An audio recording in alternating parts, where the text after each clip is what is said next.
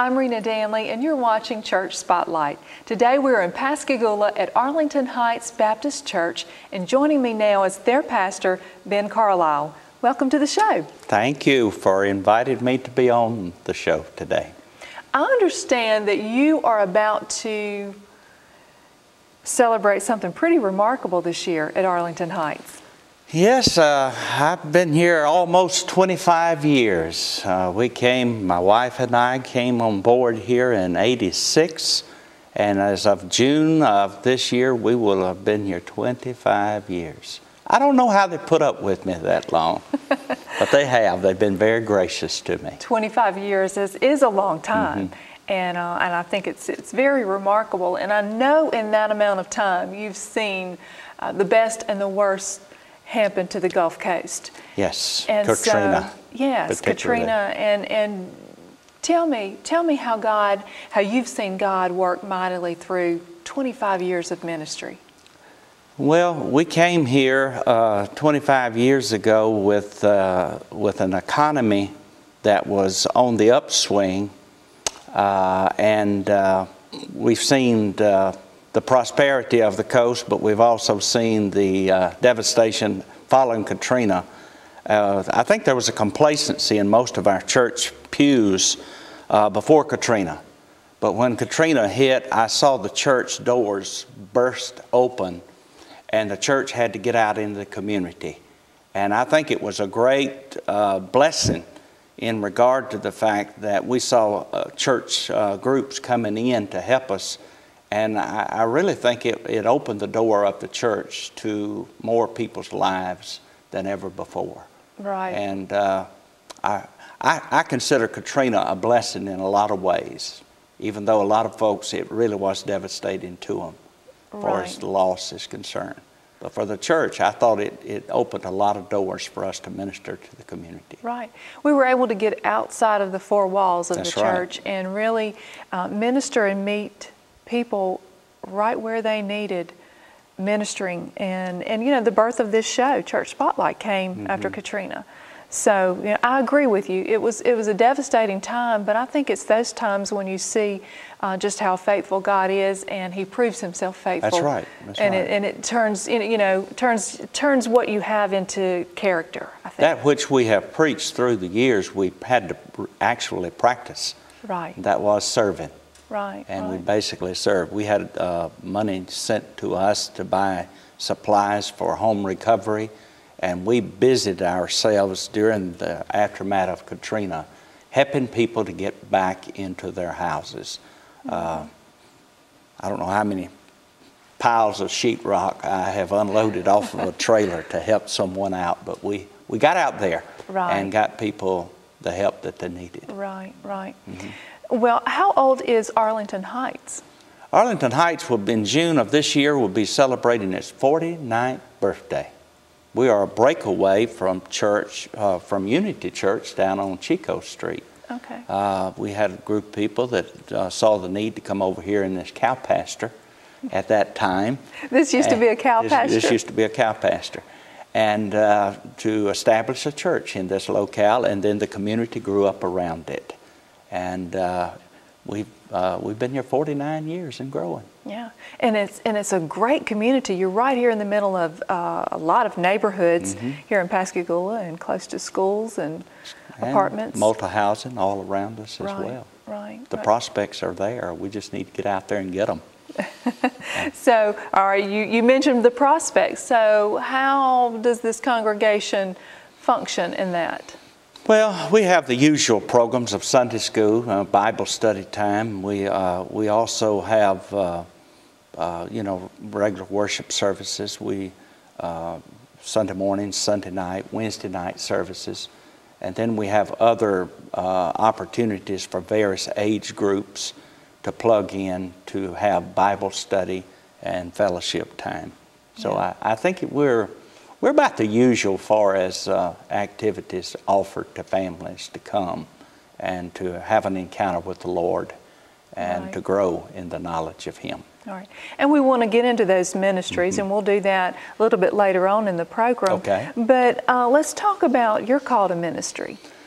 Well, I was raised in Smith County, Mississippi. I've always lived in Mississippi, apart from New Orleans experience of seminary.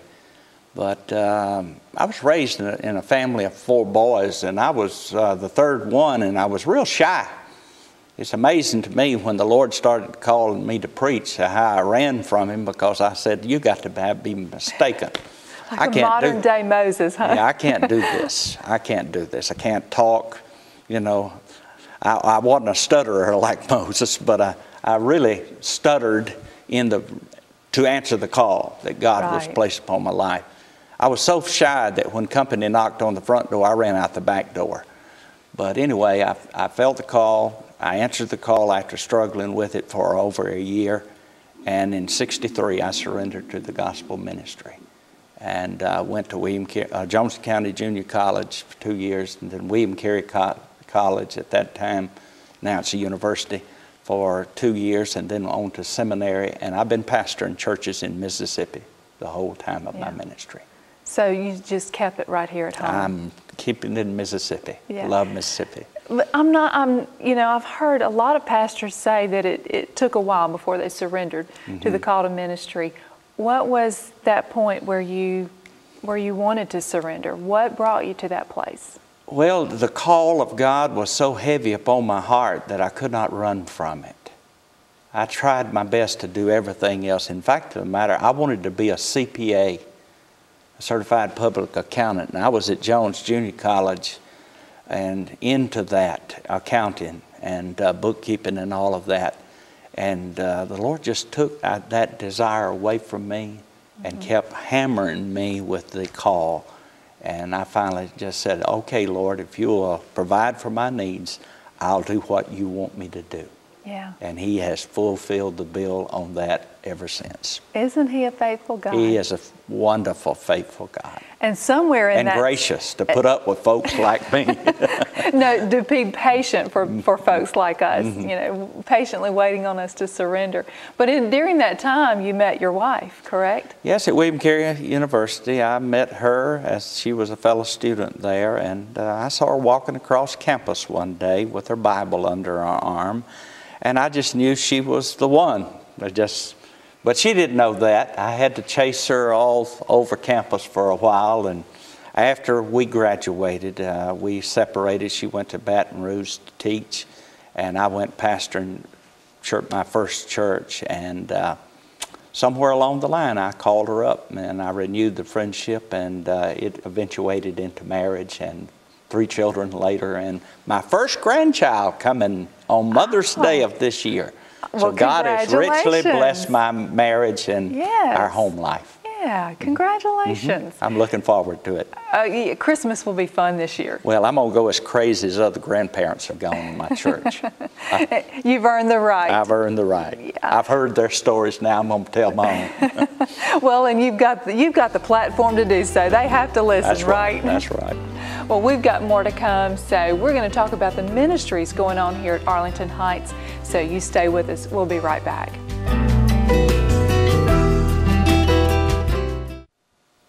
Welcome back to Church Spotlight. Today we are at Arlington Heights Baptist Church, and we're sitting down with their pastor, Ben Carlisle, and we've talked a little bit about the history of the church and the fact that it's about to celebrate 49 years. We've talked about Katrina, but there's another event that's kind of the marking place on the calendar for Arlington. Everything that we do here at Arlington Heights is dated before the fire and after the fire. We had a terrible tragedy occur here when a youth from across the street in the multi-housing came over and set ablaze our facilities. And it was very devastating to our church family, but they all rallied. God has blessed this congregation with their togetherness.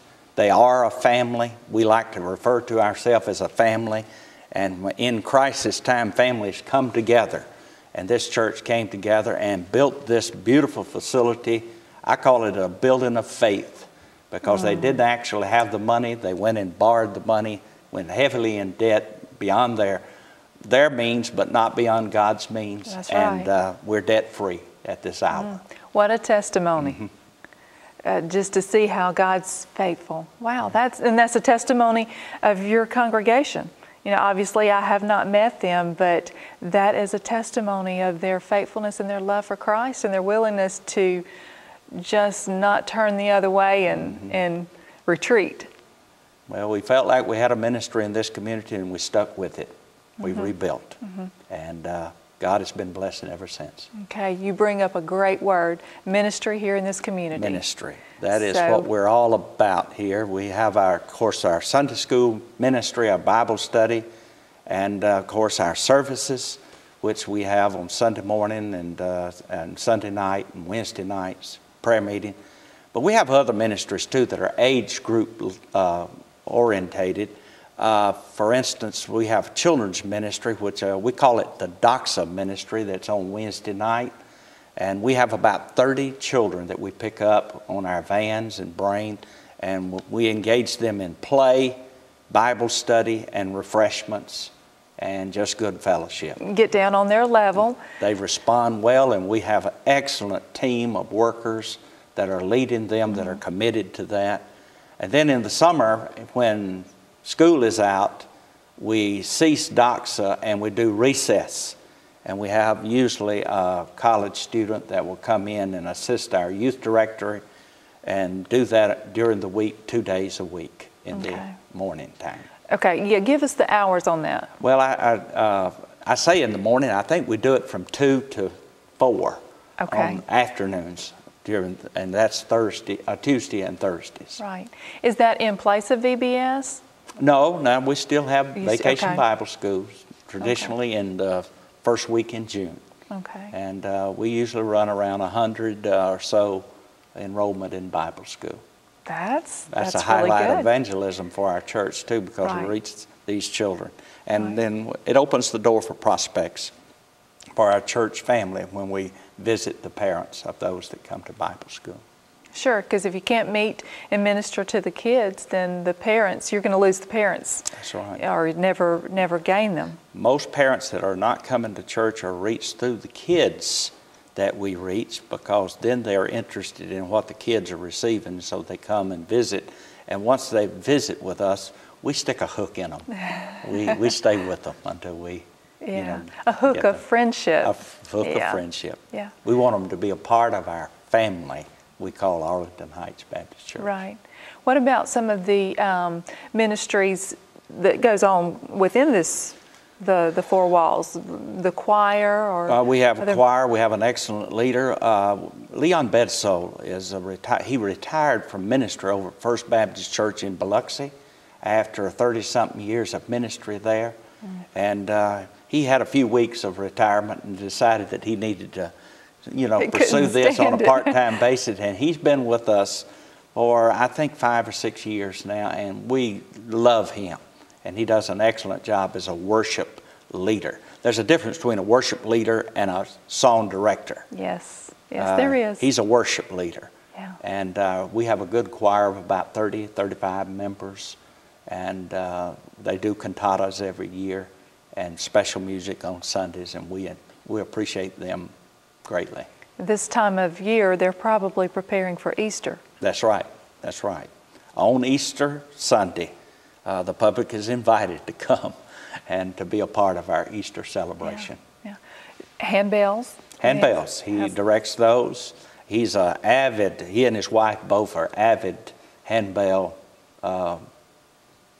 people, and he struggles to get enough ringers.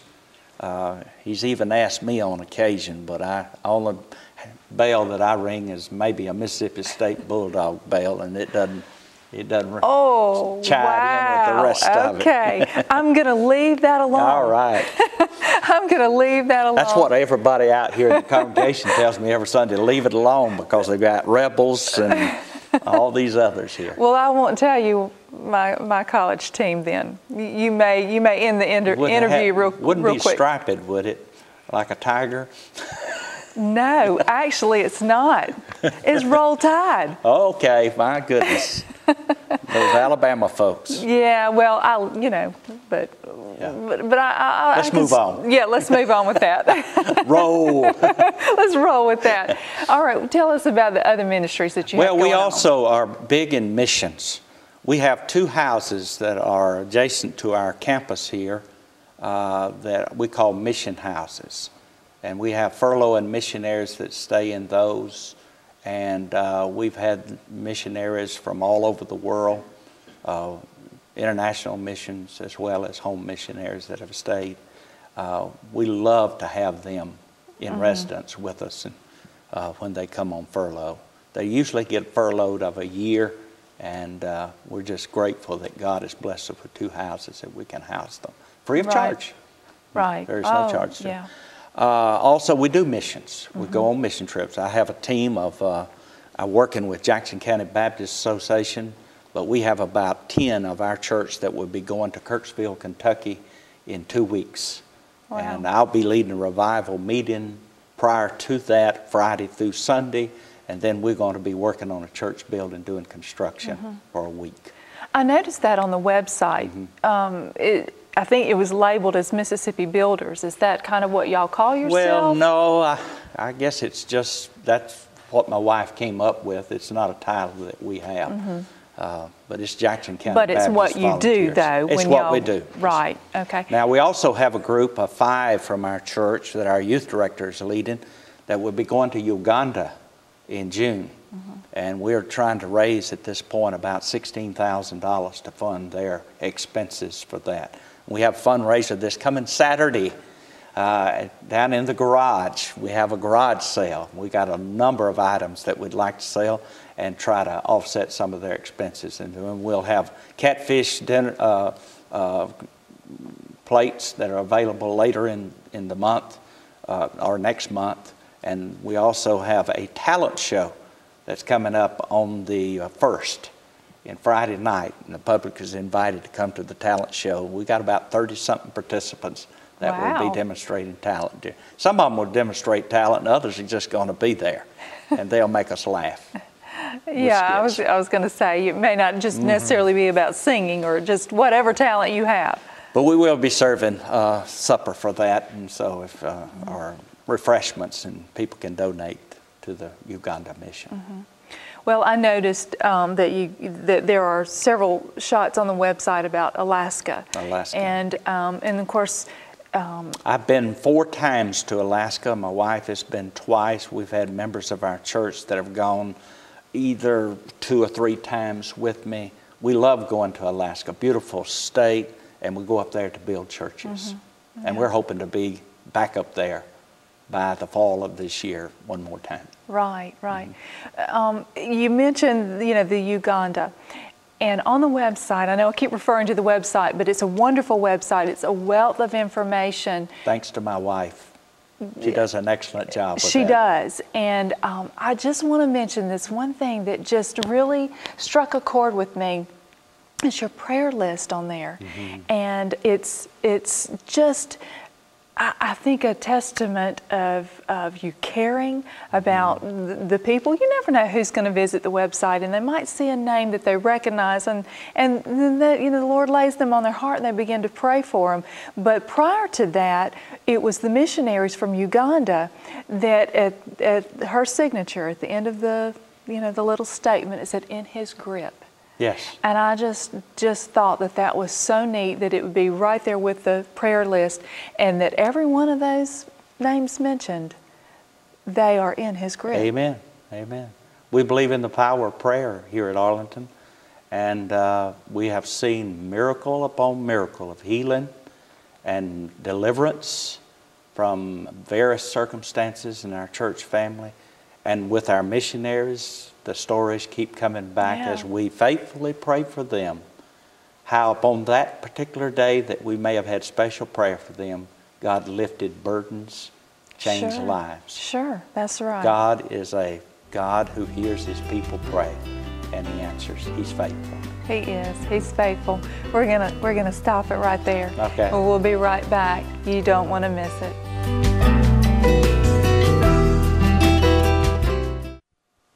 Welcome back to Church Spotlight. We are in Pascagoula at Arlington Heights Baptist Church with Pastor Ben Carlisle. And picking up right where we left off, you were stating that God is faithful. And that just says so much, doesn't it? It does. He has been faithful to me in my personal life and my ministry. Through the years, He's always given me an open door. And I have tried to be sensitive to those open doors and walk through them.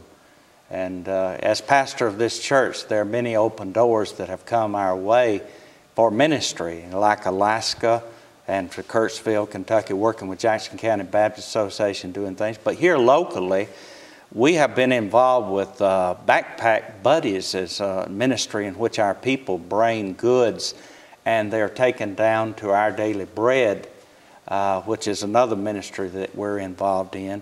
And this helps school kids that do not have adequate food, and it is handed out to them. And our people have really gotten behind that, and we've been involved in that for 2 years. And then Our Daily Bread, we take one Saturday, the first Saturday of each month, and we go down and cook the meal, and we generally have anywhere from 15 to 20 volunteers that show up from our church family to provide for those that are homeless and that need a meal. Right. And that has been a great blessing to us to be a part of that. Yeah, and the best cooks belong in a congregation. Oh, we've got some excellent cooks, and I should show it, but I guess they really do a great job of providing for that meal. Yeah, and as far as the seniors of the congregation? We have a 39er group. We call them the 39ers. They once a month have an activity. Many times it's a meal out. They also join other senior adult groups across our association and for group gatherings. But they're a fun group to be with, and we have excellent leadership and a committee that works on their activities. So it's something for everybody. Everybody. Here, you cover it all from cradle to grave. That's right. Yeah, that's right. We've got a number of babies that are on the way, so our nursery is going to be filled here pretty quick, and we're looking forward to those senior adults hanging on. Right. And we have a large group of them in the church that we minister to. They're a beautiful heritage that they are. I wouldn't want to lose. Over the years, we've talked about your ministry and just how God has been faithful here. Tell me, in just maybe a sentence or so, how this congregation is making an impact in our community. Our Lord, when He left and before He sent it into heaven, gave us a great commission. And He said, as you are going, make disciples, And I think this church has been faithful from its very beginning to fulfill that great commission. I guess you would say it's the placard that we wear on our brow. We want to be faithful to present the gospel message. It's truth. It is the only truth. It's the truth that our world needs to hear. It's not the word of men, but it's the word of God. Mm-hmm. And this church that I'm privileged to be the pastor of is faithful to carrying forth that great commission, to tell the world that we love them, we're here, we desire to minister to them, we desire them to know the Lord, to adhere to His principles, and to grow here in the family of God. Yeah, and to we have an open family. Door. Come. Yeah. Just come. I believe they do just that. Not only make an impact right here in Pascagoula, but also in Jackson County and the world. And we try to make our services exciting. We have a good music ministry. I hope I'm not bored as a preacher, and I try to preach the gospel and truth, and we try to make it exciting. So come try us out. All right, and we will put those service times on screen for everyone to see. Please. And the website, the phone number here at the church, a lot of great information on the website. And I just want to thank you for inviting me here and letting me hear your heart and just see, you know, what Arlington Heights is all about. So I thank you. Thank you for coming. All right. Enjoy. You be sure and watch next week as we spotlight another church making a difference. Until then, I'm Rena Danley, and thank you for watching.